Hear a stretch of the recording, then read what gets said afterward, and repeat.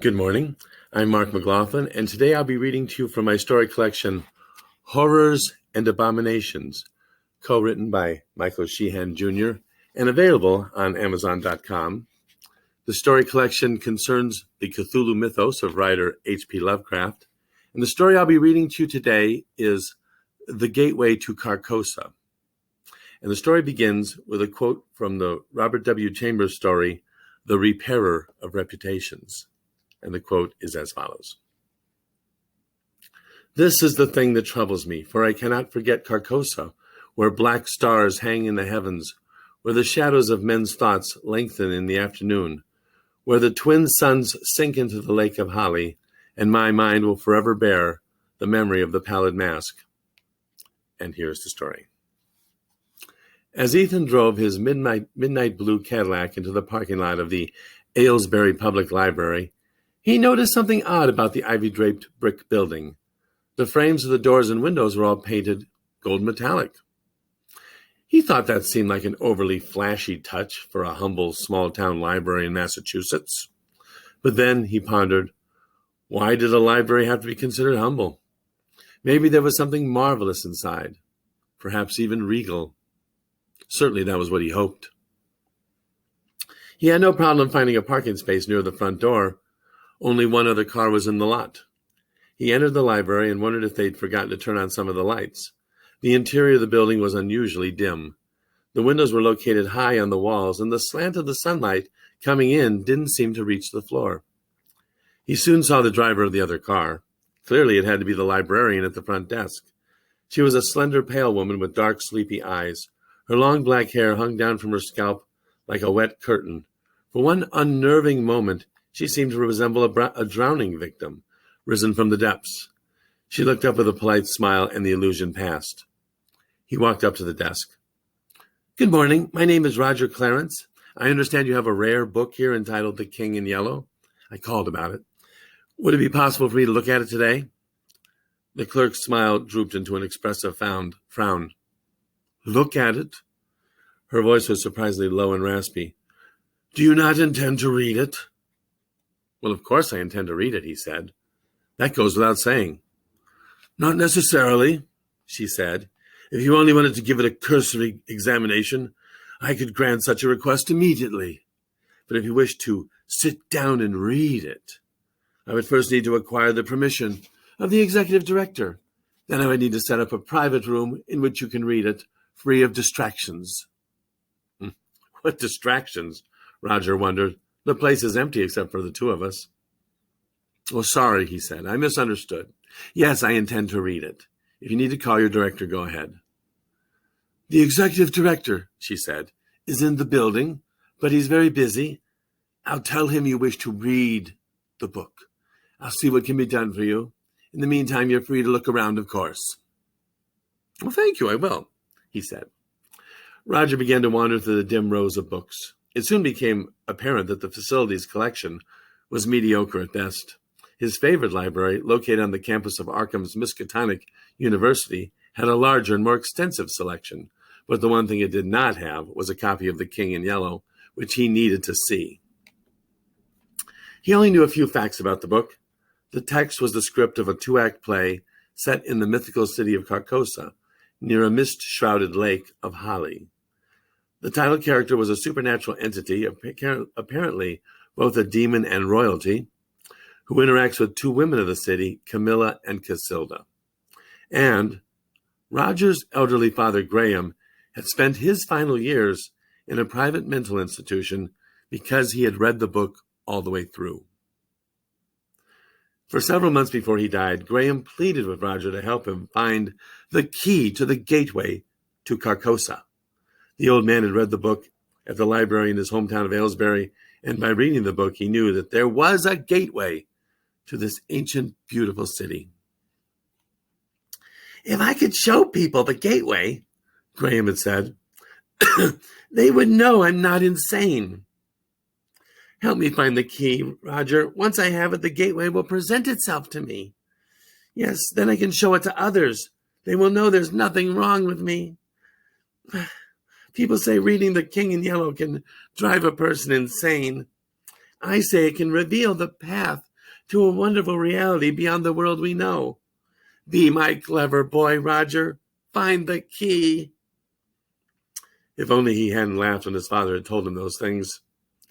If only he hadn't laughed, but he could not help but laugh. It all sounded so silly, so theatrical and bizarre.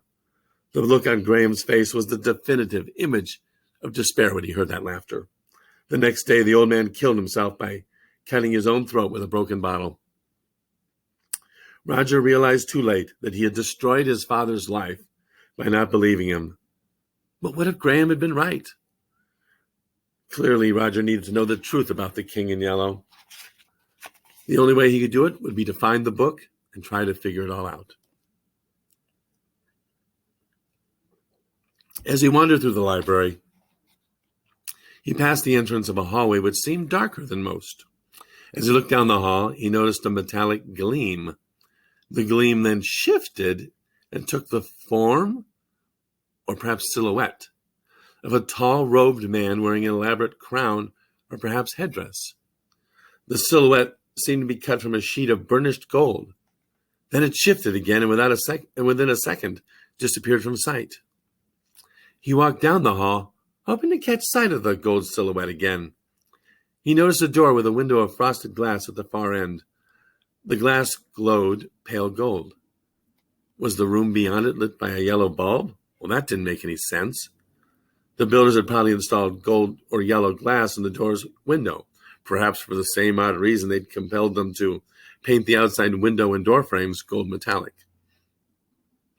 He turned to walk back down the book stack, but instead found himself entering a large hallway from which branched dozens of smaller hallways.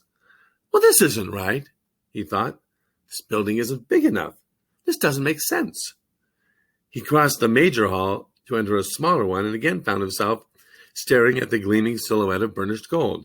This time the silhouette was closer, and he noticed a thin slit running down the middle of the metal sheet. Like before, the vision shifted and disappeared. He walked down the hall and at the end found another door with a glowing pane of glass. He walked back to the main hallway and found to his confusion that it was now much narrower. He walked briskly up the hallway, passing dozens of side halls. Finally, he stopped. The distance he'd walked had to be at least 4 times longer than the actual building, and yet he wasn't making any progress. Well, this place isn't big enough to be a labyrinth, he thought. There's no way I can be lost, and yet I am, in a building this small. I just need to call out to the librarian. She can tell me what's happening. Miss, he shouted. Miss, can you hear me? He waited, listening, but couldn't hear a thing. He glanced down the side hall and saw a gleam of gold again. He hurried toward it. Soon it became the gold silhouette shaped like a crowned man, but before it came within reach, it shifted and disappeared. He continued walking, and sure enough, there was another door with glowing glass. Clearly, his only option was to pass through. He was about to grab the knob when the door opened from the other side. Oh, there you are, said the dark-haired librarian. Sorry it took so long. The executive director is very busy today, so I had to wait a while for him to come to see me. So come right in. Speechless and confused, Roger nodded and entered what appeared to be a simple office with a wooden desk and chair, as well as several filing cabinets.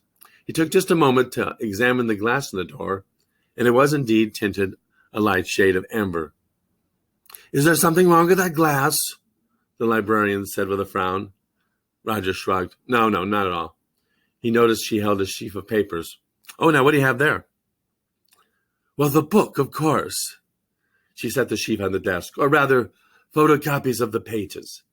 We keep these copies on hand to satisfy requests like yours. They're very rare, but we do get them. The book is too valuable to allow people to handle it. The executive director said you can read it in this form. She tapped the sheaf with a forefinger. I should add, this is a photocopy of the true, unaltered edition. Years ago, we had a gentleman asked to read the book, and at that time, we also owned an inferior copy from an edited printing of the book. Our current director wasn't working here then, so he didn't recognize it for what it was.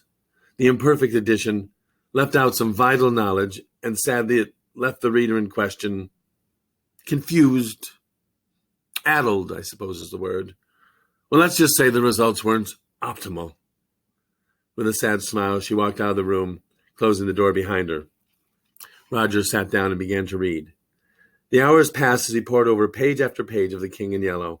He soon found himself entranced by the customs, rituals, and pageantry of the mythical city of Carcosa. The play was written so beautifully, with such soul-flaying tenderness, that he found himself brought to tears many times.